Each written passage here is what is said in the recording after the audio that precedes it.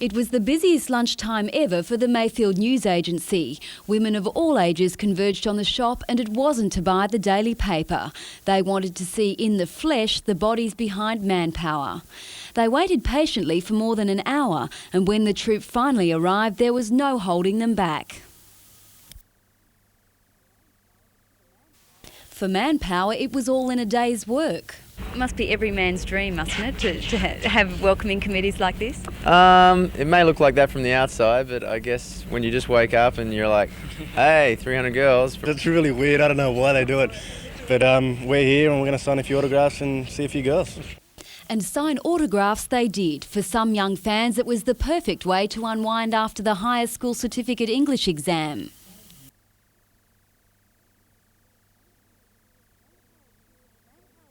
Manpower tours Australia and the United States with its dance and cabaret shows and was in Newcastle promoting its latest act.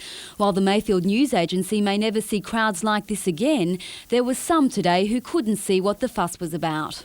I prefer girls. Anne Lewis, NBN News.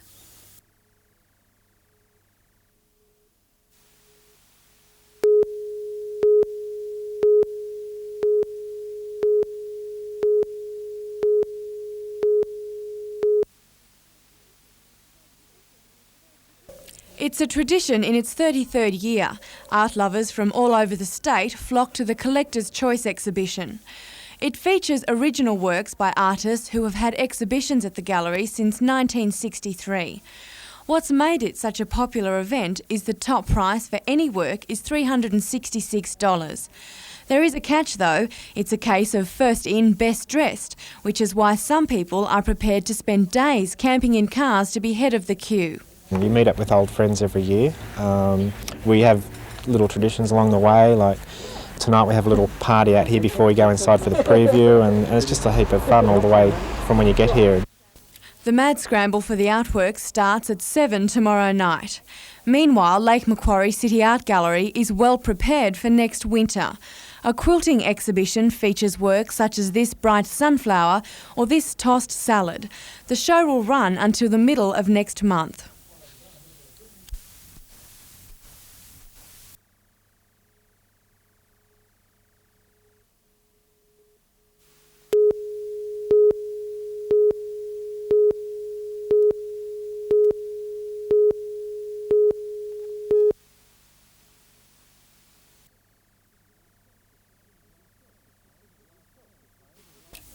It was the self-proclaimed last stand for small business.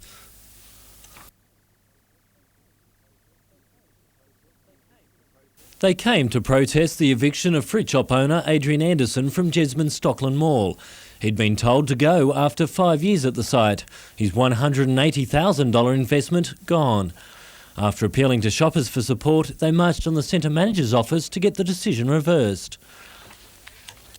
No explanation has been given, and that's why we are here today to protest, to help this man get his livelihood back, his house back and his family back on track. And that is the reason being. And we'll be back.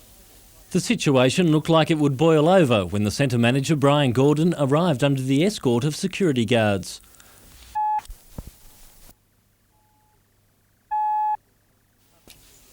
After several tense minutes, the manager agreed to talk to a delegation of the protesters.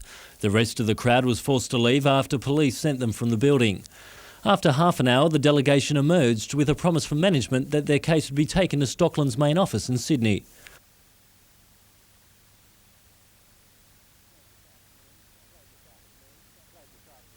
Late this afternoon, Stockland defended its position. It said the business was behind in its rent and had no viable future in the centre.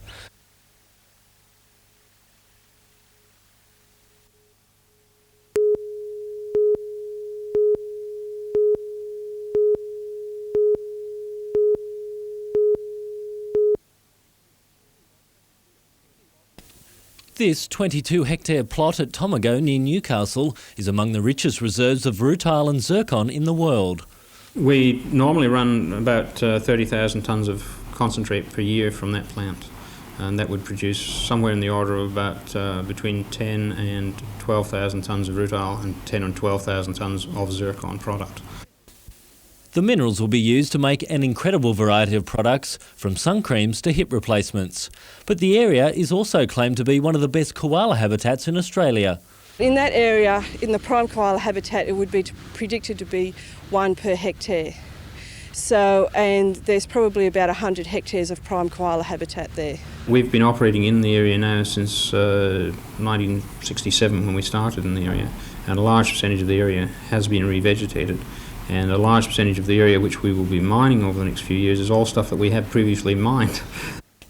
The decision comes less than a fortnight before a state government conference on koalas in Port Stephens. 10 days before that, they go and wipe out some of the most prime koala habitat in New South Wales. It's an absolute disgrace. But RZM says the National Parks and Wildlife Service has granted the interim licence with strict conditions that protect wildlife. It's taken months to get the go-ahead, with 30 employees retrenched after the mineral stockpile ran out at the company's mill. Preliminary work will start at the site within the next few days, but it'll be at least 6 months until the RZM mill is reopened. The interim licence is valid for 120 days. Richard O'Leary, NBN News.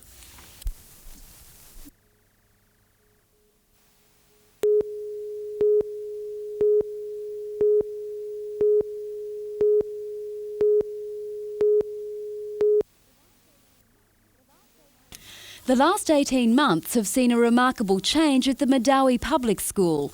Most of its demountables have been torn down and replaced by 10 brick classrooms at a cost of almost $2 million. Education Minister John Aquilina today joined the school's 320 students in declaring the buildings open.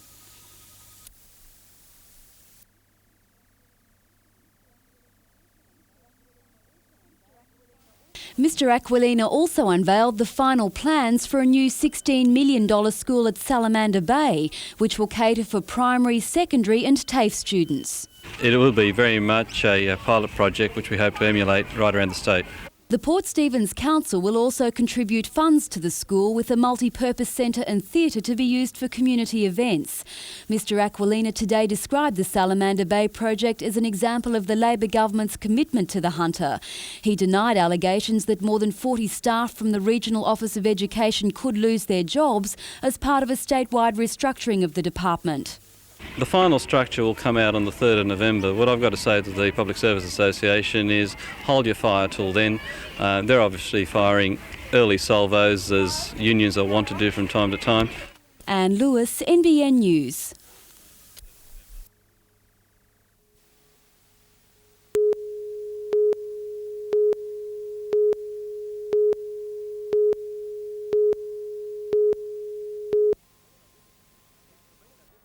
It's been a difficult year, but the talk at the presentations at Maitland last night was all about the exceptional standard among the 500 entries in 19 classes. Briar Ridge at Mount View top scored in the medal count and took out the trophies for the best current vintage red and white. We have the opportunity to show the best that the Hunter Valley can put on. That's because that the quantities that are required to be entered in this show are so much smaller than in many of the larger shows. It was Sutherland's Wines at Pecolbin, which took out the Best Wine of the Show award, an 89 Semillon. The best wine of the show this year was undoubtedly the Semillon.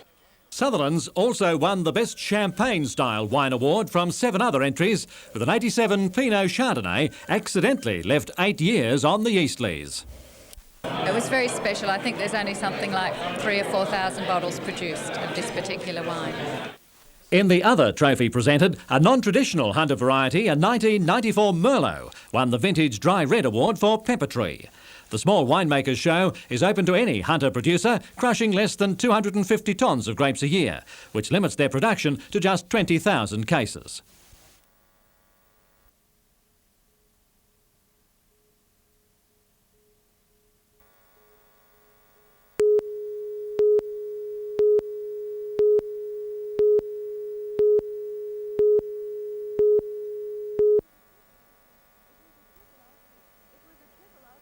It was a 000 call from a resident which alerted police to the whereabouts of escapee Gary Atkins. Streets in Carrington were blocked off and armed State Protection Group officers surrounded a house in Matheson Street. Believing Atkins was armed, but unable to confirm if he was in the house, police waited for 10 hours, at times appealing to Atkins to come out peacefully. You there, Gary?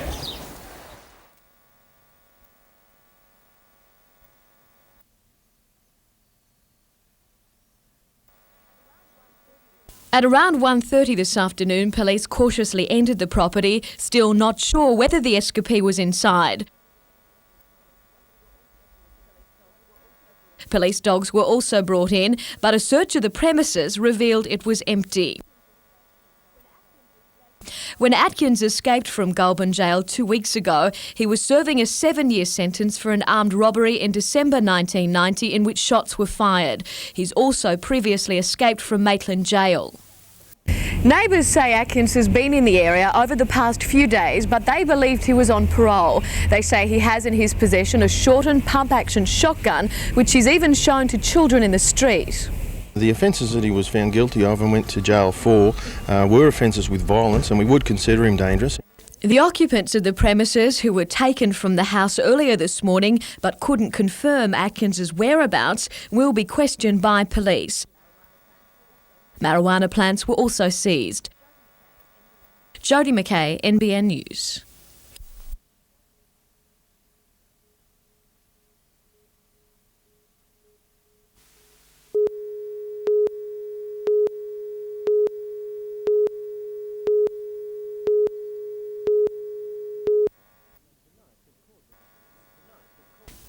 The Knights have called the decision the turning point in the battle for rugby league in Newcastle. Although we haven't yet fully interpreted or examined the full 22 pages, we're hoping that that means that we'll be able to use the stadium as we see fit. The court ruled that the Knights have no legal obligation to share the ground, which gives the club exclusive rights to the stadium for the next 13 years. It's seen as a major blow to the Super League franchise as it gets ready for its first season next year. Well, I think that they obviously have to reassess their position, look to where they're going to play, and obviously that's their decision. But the Mariners say the decision will have no effect on the success of Super League in Newcastle. Mariners boss Bob Ferris says the club has already spent $20,000 to upgrade the showground and will erect temporary grandstands if necessary. But he says the big loser from the decision will be Newcastle, with the city losing its chance to have the best football stadium in the country. But for now, the Knights have gone one up in the fight to be the dominant league club in the north. Richard O'Leary, NBN News.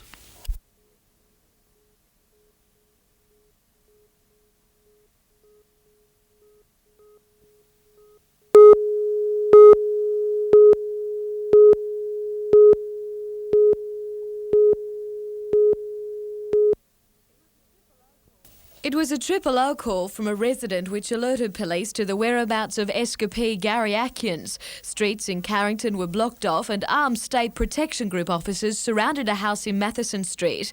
Believing Atkins was armed but unable to confirm if he was in the house, police waited for 10 hours, at times appealing to Atkins to come out peacefully. I don't know how you're feeling. Right, you'd be worried in there. Okay, but I can guarantee you're not going to get hurt. At around 1:30 this afternoon, police cautiously entered the property, still not sure whether the escapee was inside. Police dogs were also brought in, but a search of the premises revealed it was empty. When Atkins escaped from Goulburn Jail 2 weeks ago, he was serving a 7-year sentence for an armed robbery in December 1990 in which shots were fired. He's also previously escaped from Maitland Jail. Neighbours say Atkins has been in the area over the past few days, but they believed he was on parole. They say he has in his possession a shortened pump-action shotgun, which he's even shown to children in the street. The offences that he was found guilty of and went to jail for were offences with violence, and we would consider him dangerous. Jodie McKay, NBN News Late Edition.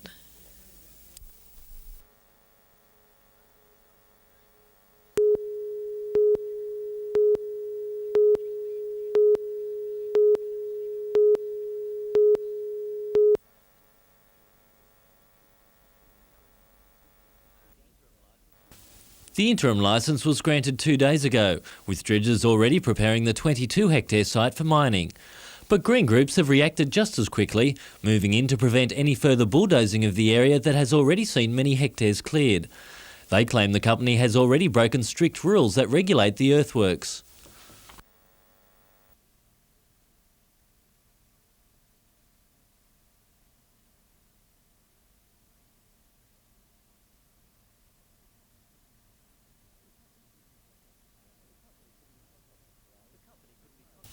The company couldn't be contacted today, but in the past it's defended its mining practices, citing 20 years of sustainable mineral extraction in the area. In the past they were only dredging down to 8 metres, but now they're dredging down to 18 metres. They're clear felling, even though there is some regeneration and some mature patches in this area, the continual fragmentation of the habitat is a certain recipe for extinction for many of the species here. RZM intends to extract tens of thousands of tonnes of zircon and rutile to be used in a wide range of products from pacemakers to joint replacements. But the Greens say they mightn't get the chance. Protesters say they'll camp out for the next 2 nights to prevent any further bulldozing before applying for a court injunction on Monday. Richard O'Leary, NBN News.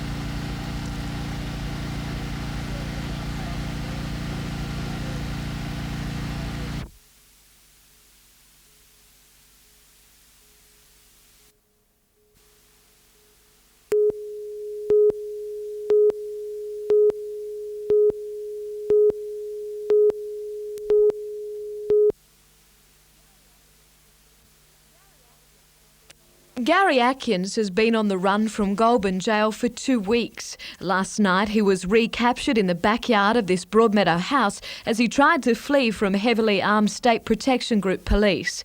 Today he appeared in Newcastle Court on charges of escaping custody, possessing a weapon and armed robbery. But as Atkins was led into court, he made a run for the public gallery. He was tackled just metres from the door by 6 court officials who struggled to subdue him.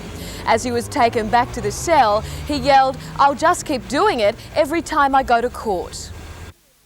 Under heavy security and with a restraining belt around his waist, Atkins was brought back before the court 15 minutes later. He pleaded guilty to escaping custody and possessing a firearm, but not guilty to armed robbery. When police arrested Atkins, he had a semi-automatic handgun hidden in his pants, which police say was taken from a security guard during an armed hold-up early Sunday morning at a Broadmeadow service station. Last night's operation to recapture Atkins was the second in 3 days. On Friday morning, State Protection Group police surrounded a house in Carrington where Atkins was believed to be hiding. The biggest concern to police last night was the safety of others in the Denny Street house. We're very happy with the result, actually, yes, considering how dangerous this person is considered and the fact that there were other people in the house, children and adults in the house as well, and we're very happy with the fact that it went off without incident.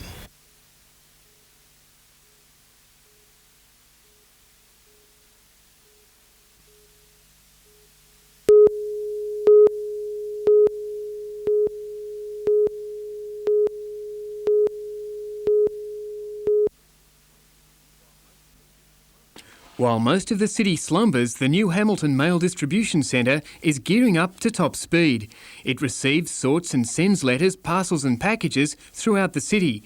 Early this morning, the centre took in an avalanche of mail and amazingly had it ready for the first couriers and contractors to pick up. Oh, well, there was a few problems that we didn't expect that caused us a few hassles here and there, but when at the end of the day, when you think that we've brought together 70 odd staff from 10 different post offices and put it all under the one roof, I think at the end, we've gone pretty good. An extra night sorters shift has been added and the posties' routes extended. Bicycles are being replaced by motorbikes. The centre is working towards speeding up deliveries to businesses, private and residential boxes. Andrew Lobb, NBN News.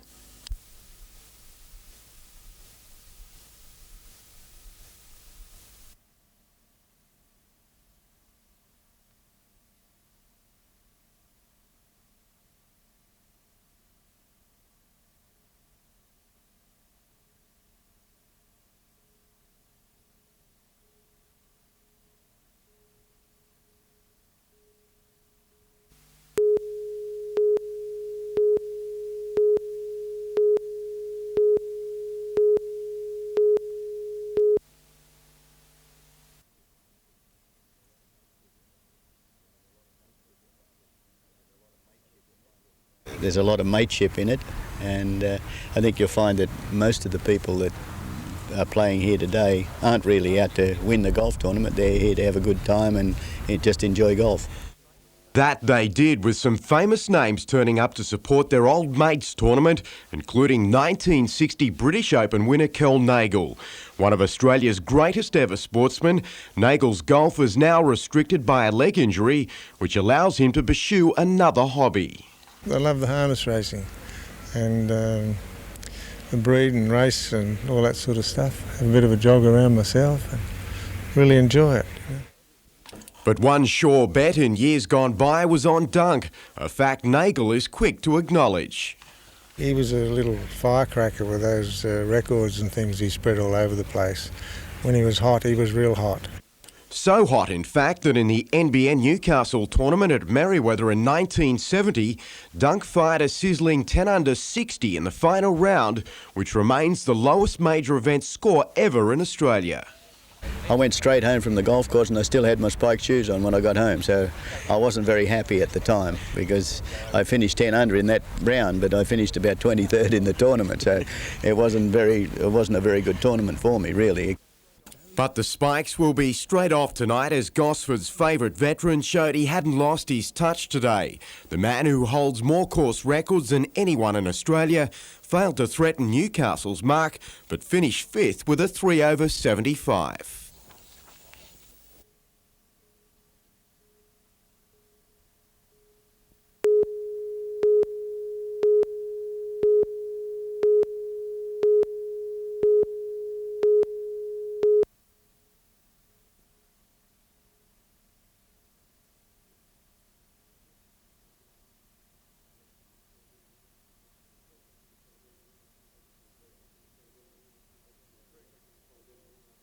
Very, very disappointed in them, but overjoyed now, and I think it's great for the area, and I think from now on we'll just prosper, not only Adamstown but Newcastle and Northern New South Wales as a whole.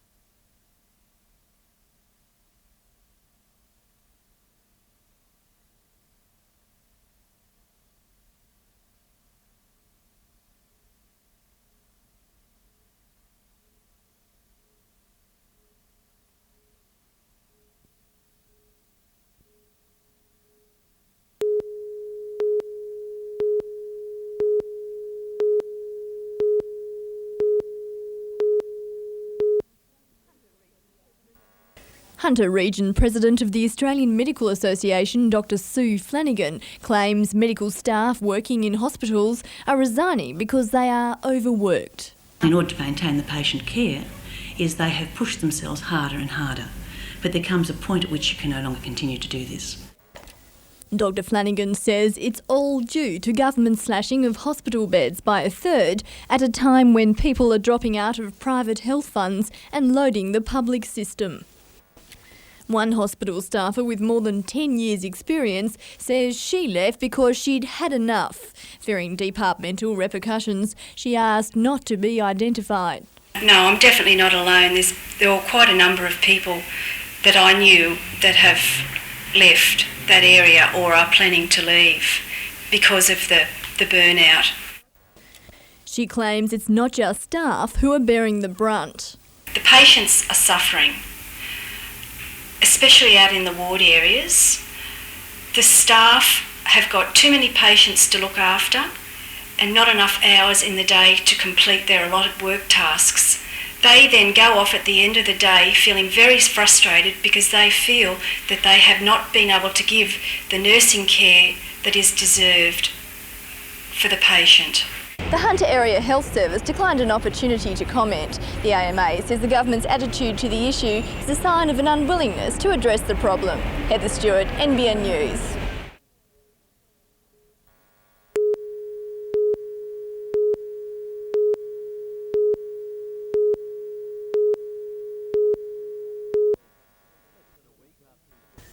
Less than a week after his World Cup success, and Andrew Johns was enjoying his first chance to relax after days of celebrations. Just really tasting the ales of London and Hong Kong. It's been a pretty couple of big nights and long days. So, I'll spend a few more days at the beach and rest up for a couple of weeks and get back into training. John says he never expected to be in the Wembley final, let alone be Australia's hooker and man of the series. The Crystal Decanter's a permanent reminder of his starring role in Australia's victory.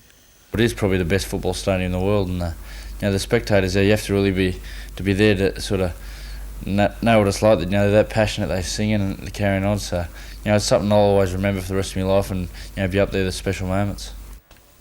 But Andrew couldn't help feeling for older brother Matthew, who was picked in the team but didn't get a run in the main game. He's a little bit sort of disappointed and embarrassed after the game. He reckons he didn't feel a part of it, but he played in nearly every game. Or he did play in every game. He was selected in every game on tour. So I think Bob Fulton holds him in high regard. And Andrew says that experience will further enhance the near telepathic relationship he shares with his brother at the scrum base. I'm very excited about next year, and look out, here we come. Richard O'Leary, NBN News.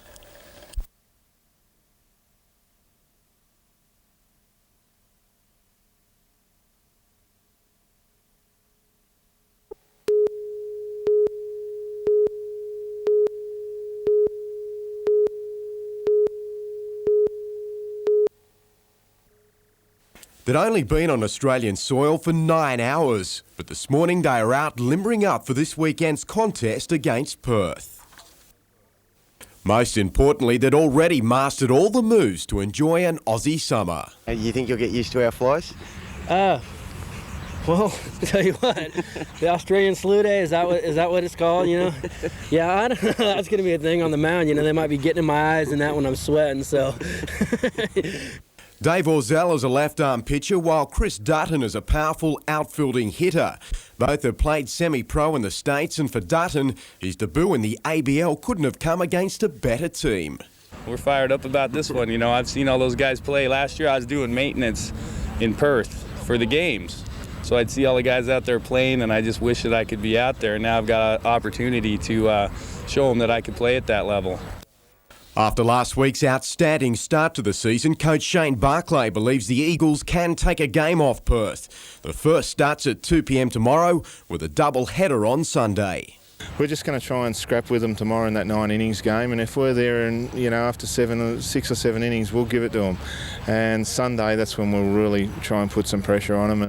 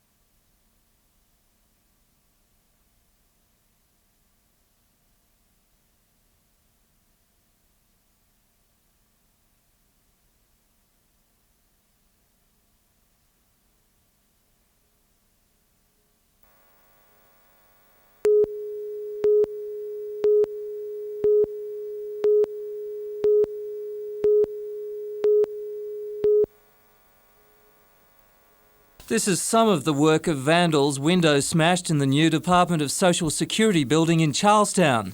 Just down the road, Anthony Clement's service station has been hit 4 times in 10 days. The vandalism is just increased unbelievably up here. And they're in gangs of not 2 and 3, they're in large gangs of 10 and 15 kids. Mrs. Clement has been forced to put in expensive security video cameras and special reinforced glass to try and protect her property. The Charlestown Chamber of Commerce wants council to know that the shop owners have had enough. We are talking to some of the shopkeepers here about a petition to council regarding some of the things that happen in the mall after hours and how they can be looked at to improve the quality of life for the people who visit the area. Police are questioning an 18-year-old Gateshead man after an attack on this hairdresser's shop in Smart Street last night. Peter Ryan, NBN News.